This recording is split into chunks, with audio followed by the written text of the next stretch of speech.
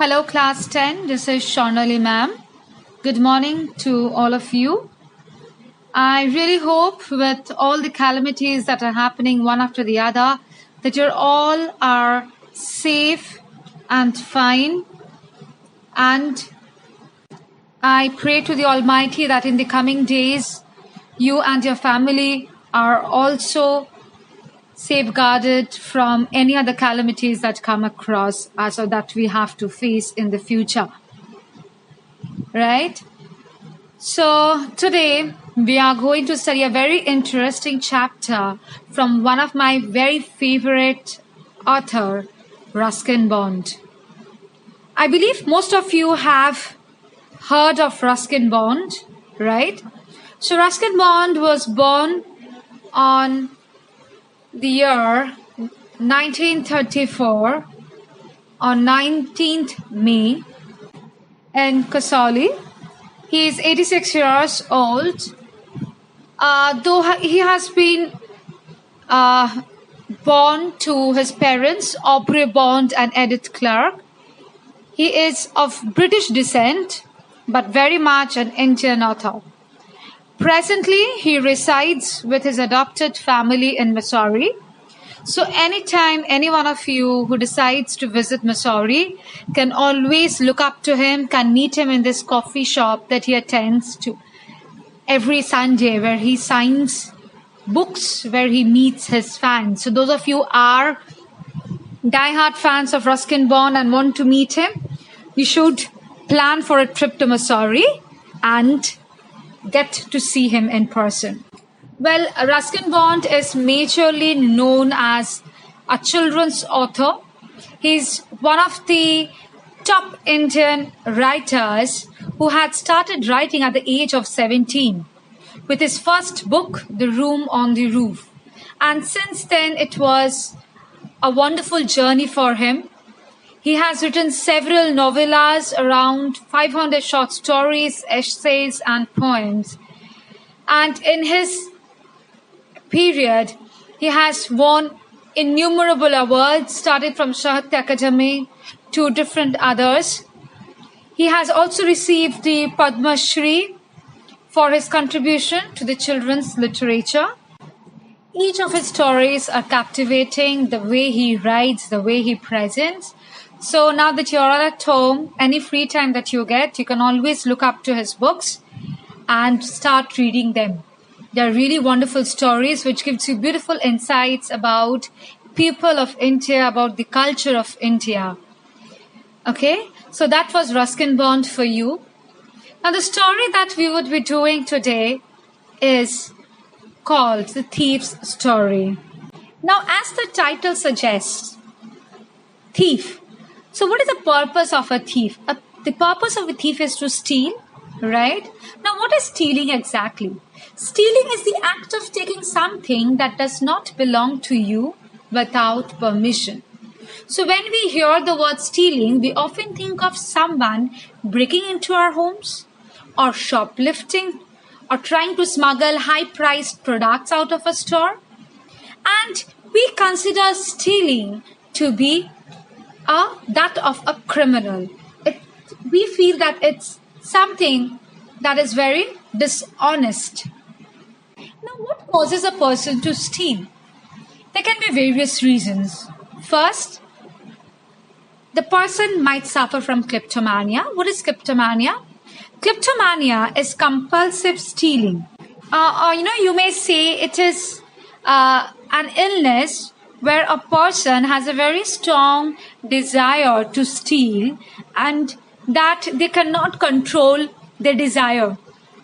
Though they may not actually have any purpose or the need to steal. The other causes might be that some people steal as a means to survive because of the economic hardship, because they are poor, they want to gain money by stealing. Or it may also be due to jealousy or low self-esteem or peer pressure.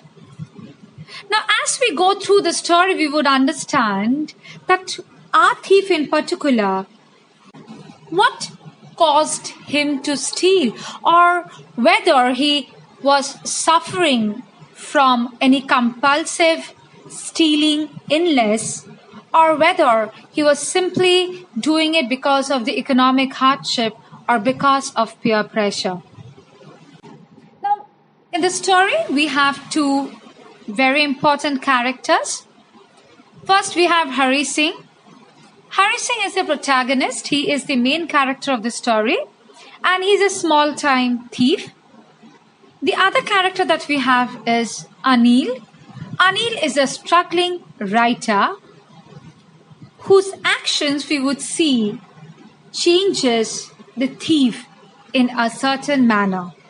Now, like I said, the thief story has something to do with the thief, right? So the thief story is about a 15-year-old thief who changes his name every month to stay ahead of the police and his old employers. This time, he has kept his name Hari Singh. And he goes on to ask a 25-year-old writer named Anil to allow him to work for him. Anil trusts him completely and employs him. Now, what we have to see through the story is, does Hari Singh succeed in stealing from Anil? Does the boy betray Anil's trust? And what actually happens at the end of the story?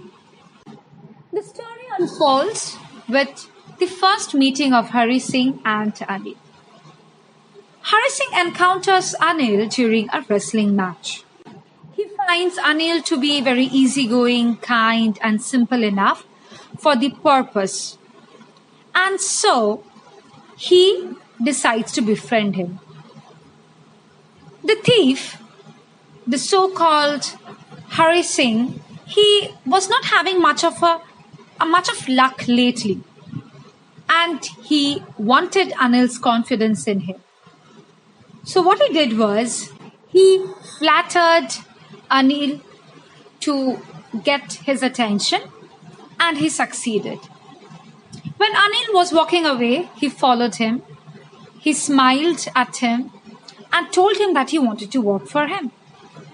But Anil was a mere writer and wasn't always getting paid. He did not have much of a money. But still, he asked Hari if he could cook. Hari immediately lied, saying that he could. And without even thinking twice, Anil brings him to his room over the Jamuna sweet shop where he stayed. The first day that Hari cooked, it was so tasteless that Anil had to simply throw it away to the dogs. But still, he kept Hari with him. And he started teaching him how to write, how to add numbers. He also taught him how to cook tasty food. Hari gradually became quite grateful, as he knew that there would be no limit to robbing people once he learned how to read and write. So he was quite grateful for what Anil was doing for him. The narrator, or rather I should say Hari, in fact, he loved to work for Anil, as he used to make him tea in the morning and then go out to buy the groceries for the day. Now, as he used to go, what he would do is he would steal 1 rupee from the money that Anil would give him to buy groceries. Anil knew that, yet he did not mind. One day, Anil came in with a bundle of notes and told Hari that he had sold a book to a publisher, and he kept that notes under the mattress of his bed. Hari realized that he had been working for Anil for more than a month and had not stolen anything apart from the 1 rupee that he kept every day from the grocery money. Here, Hari sees his window of opportunity. He realizes that he has a chance to steal and run away, because that is what he intended to do from the very first day that he had befriended Anil. Hari had innumerable chances in that 1 month that he was staying with Anil to steal, because Anil had given him the key to his room as well. And that surprised Hari because of the amount of trust that Anil had on him. This trust was somewhat preventing him from robbing Anil, as Hari thought that robbing a careless person like Anil didn't make much difference because he might not even notice that he had been robbed. And that he believed would take away all the fun that Hari would put into the hard work of stealing. But then he thought of stealing Anil's money and justified himself that if he did not steal money from Anil, then he would have simply wasted this money on his friends. And moreover, he adds that Anil was not even paying him for the work that he was doing. So in this way, he justifies his action. So Hari wakes up at night and quietly crawls into Anil's bed. He steals the money from under the mattress and decides to leave the city by the Lucknow Express that would depart from the station at 10:30.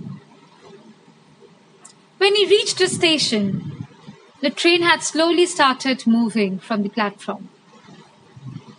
He could have easily caught the train, but then somewhat he hesitated, and he himself did not know the reason for it.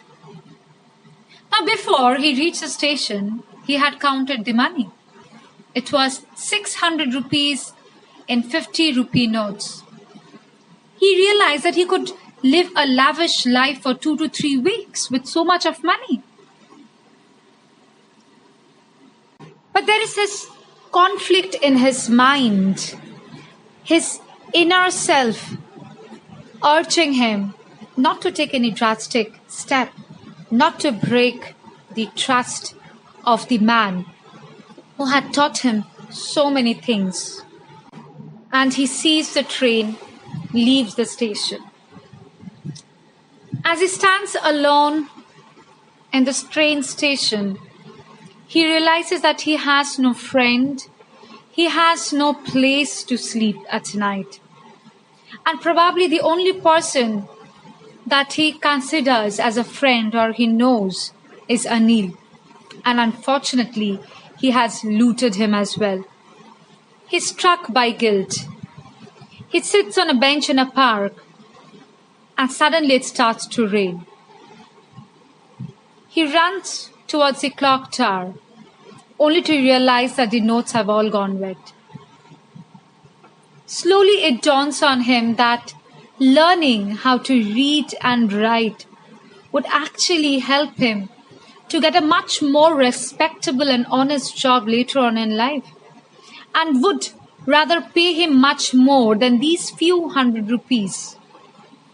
And this realization, this feeling of guilt, understanding the kindness that Anil has shown him, he decides to return back to Anil's house. On reaching, he places the money back as it was kept. The next morning, he woke up a bit late. And by the time, Anil had already made the tea. Anil called Hari and gave him a 50 rupee note, saying that he had got paid for some work and that he would now be paying Hari regularly.